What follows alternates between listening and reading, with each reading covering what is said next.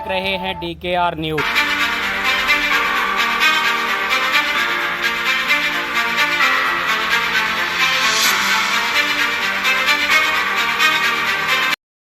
मैनपुरी पहुंचे सपा के राष्ट्रीय महासचिव स्वामी प्रसाद मौर्य ने दिया बड़ा बयान।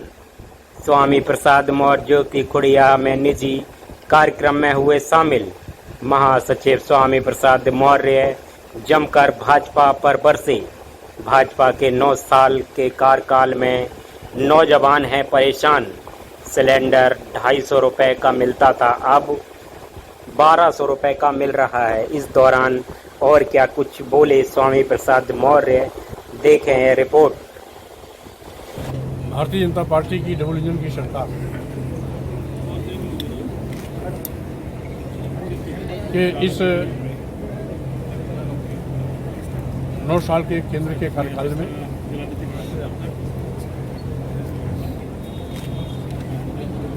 देश के सारे नौजवान बेरोजगारी की त्रासदी झेल रहे हैं।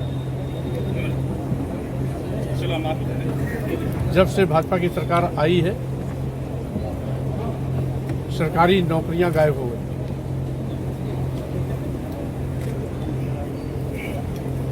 और यहां तक कि कभी साल 2 साल में कोई विज्ञापन आया भी सरकारी, तो भर्ती भ्रष्टाचार की बलि चढ़ गई है। आज देश की जनता महंगाई से त्रस्त है। सभी जरूरतमंद चीज़ों के कीमतें आसमान पर चढ़ गई हैं। यहाँ तक कि भाजपा सरकार आने के पहले जो डीजल 56 रुपये लीटर था, आज 100 के पास पहुँच गया है। जो पेट्रोल 65 रुपये लीटर था, 100 के पार पहुँच गया है। खाना बनाने वाला गैस सिलेंडर जो 250 रुपये मिलता था, आज 1200 रुपये पहुँच गया है। ये तो हमने कुछ के दाम बताए। इसी प्रकार सभी जरूरतमंद चीज़ों के दाम आसमान पे हैं। यहाँ तक कि बच्चों के निवाले तक को भी इन्होंने GST के अंदर ला दिया। दूध, दही, मक्खन, पनीर आदि आदि चीज़ों पर भी GST लगा दिया। ऐसा लगता है ये सरकार की जवाबदेही जनता के प्रति नहीं, बल्कि कुछ उनके अपने चहेते खलीशाहों के प्रति है, जिनकी तिजोरी भरने के लिए पूरे देश को लूट रहे हैं। किसानों पर तेहरी मार पड़ रही है। जब जब किसान के खेत में उत्पाद पैदा होता है, तब तब तय केंद्र नदारद हो जाते हैं। बिचौलियों के माध्यम से किसान अपनी उपज को बेचने के लिए मजबूर होता है। यहाँ तक कि खाद है, बीज है, पेस्टिसाइड है, अन्य सभी प्रकार के रासायनिक है, उनकी भी कीमतें आसमान पर चढ़ गई।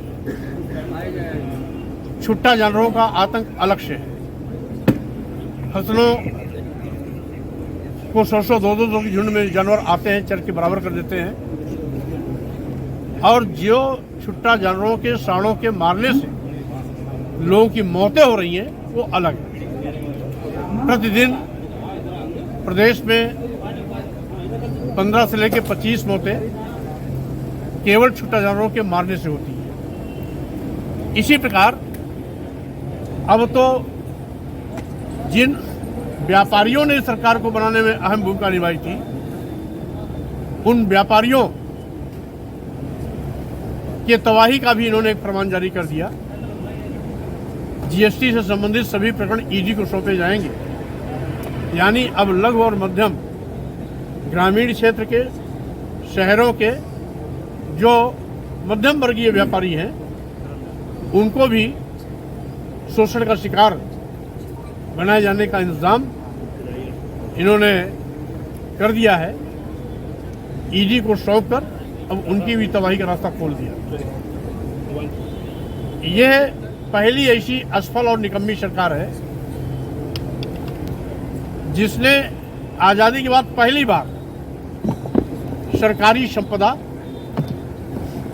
यानी सरकारी विभाग, राष्ट्रीय परिसंपत्तियां बेच करके अपने चहेते उद्योगपतियों के हवाले कर रहे हैं।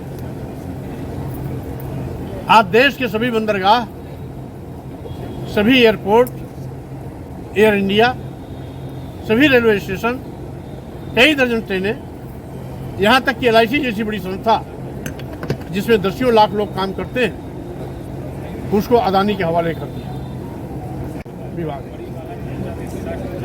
यानी भारतीय जनता पार्टी की सरकार आज केवल अदानी और अंबानी की तिजोरी भरने की चिंता में रहती है। देश की जनता के साथ क्या हो रहा है उसको न सोचने की वक्त उसको मिलती है, और जब सोचेगी नहीं तो समस्या निदान करने की भी बात नहीं आती है। तो इस तरीके से भारतीय जनता पार्टी सरकार ईस्ट इंडिया कंपनी बन गई है। ईस्ट इंडिया कंपनी तो अपने देश के प्रति वफादार थी, भारत को लूटती थी, लेकिन इंग्लैंड के खजाने में जाके जमा करती थी। मोदी की सरकार तो एक ऐसी ईस्ट इंडिया कंपनी से बढ़ गई है जो पूरे देश को लूटती है, और लूट का पैसा देश के खजाने में नहीं बल्कि अदानी और अंबानी की तिजोरी भरने में लगाती है। दुर्भाग्य है कि सबका साथ, सबका विकास, सबका विश्वास का नारा देकर के इन्होंने लोक लुभावन नारे के माध्यम से सबको साथ तो लिया, लेकिन जो जो भी इनके बहकावे में आया उसके विश्वास का इन्होंने कत्लेआम कर दिया। आपकी बेटी के समाप्त किया है, काले कानून थे ब्रिटिश काल के, अब उसमें भी दिक्कत आ रही है।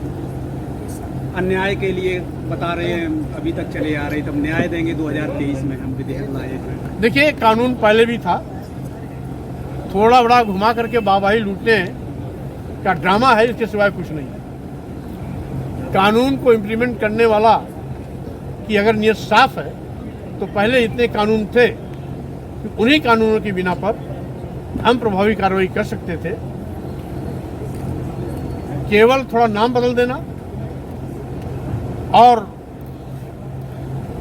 उसमें से कुछ शब्दों का हेरफेर कर देने से नया कानून नहीं होता। मंत्री जी यहाँ मौजूद थे, वो लगातार मैनपुरी में महान विभूतियों की मूर्ति लगवा रहे हैं, उनके उद्घाटन भी करवा रहे हैं। कल पत्रकारों ने उनसे पूछा कि सपा के लोग नेताजी की मूर्ति की मांग कर रहे हैं, तो उन्होंने कहा अखिलेश यादव अगर निवेदन करेंगे तो विचार किया जाएगा। अब अंधा बाटे रेवड़ी अपन अपन का दे। भारतीय जनता पार्टी की नज़र में नेताजी मुलायम सिंह यादव जी महापुरुषों की श्रेणी में नहीं आते होंगे, क्योंकि इनके महापुरुषों में वीर सावरकर आते हैं और साथ ही साथ नाथूराम गोडसे आते हैं। तो नेताजी तो जमीनी आदमी थे, धरती पुत्र थे, लोगों से जुड़ाव था, जन जन में प्रिय थे। इसलिए नेताजी इनकी नज़र में न महापुरुष दिखाई पड़ते हैं न नेता दिखाई पड़ते हैं। उनके आदर्श हैं गोडसे, वीर सावरकर, इसलिए वो उन्हीं का माला जपते हैं, उसके सिवा किसी को नहीं। लाने की बात करेंगे। अब बेटी अपने बाप को भी नहीं समझ पाई है, जबकि भारतीय जनता पार्टी के बड़े बड़े 30 मार का नेता स्वामी प्रसाद मौर्य को समझ गए हैं, इसलिए वो बचपना कर गई होगी, उसको अपने बाप को पछतावा होगा। आपको भी लालच दे रहे हैं भाजपा वाले? नहीं, आपकी पिछली वाली बात समाजवादी पार्टी की मांग थी। आपको पहले तो ये मांग करना चाहिए, ये आपका प्रश्न ही बेकार इसलिए है कि मैं खुद भारतीय जनता पार्टी में मंत्री पद को छोड़ के आया, और छोड़ा क्यों हूं? क्योंकि अनुसूचित जात, अनुसूचित जनजाति और पिछड़ों के आरक्षण पर जिस तरीके से उन्होंने तलवार चलाई, आरक्षण खत्म किया, अनुसूचित जात, जनजाति और पिछड़ों का हक सामान्य वर्ग के लोगों में